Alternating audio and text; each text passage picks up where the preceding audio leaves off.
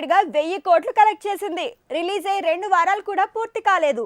అంతలోనే 1000 కోట్లనేసరికి సౌత్ నుంచి నార్త్ వరకు అంతా షాక్ అవుతున్నారు.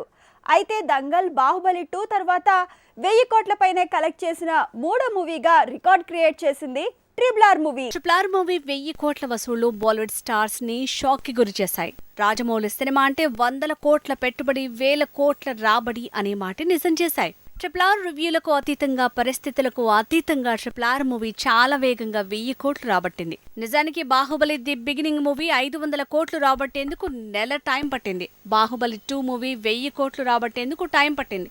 కానీ ట్రిపుల్ ఆర్ మాత్రం వేగంగా 1000 వాలా పేల్చింది. ఇండియన్ మూవీస్ లో ఇప్పటి వరకు 1000 కోట్లు రాబట్టిన సినిమాలు 3 అంటే 3. అదే Dangal, Baahubali 2, triple R.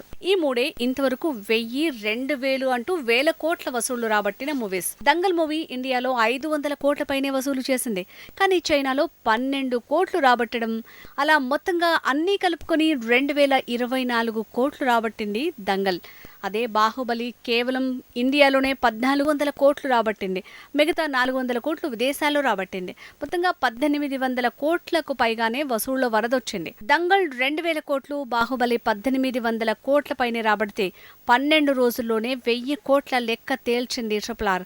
ఇదిలానే continue అయితే మరో నెలలో మరో 1000 కోట్లు కన్ఫర్మ్ అంటున్నారు. KGF 2 బీస్ట్ సీన్ లో లేకపోతే మరో 1000 కోట్ల లెక్క తేలడానికి 15 రోజులు చాలంటున్నారు. కానీ KGF కూడా బాహుబలి రేంజ్ లో అందరి అటెన్షన్ లాక్కునే మూవీయే కాబట్టి ట్రిపుల్ ఆర్ వసూళ్లకు స్పీడ్ బ్రేకర్లా మారేలా ఉందట.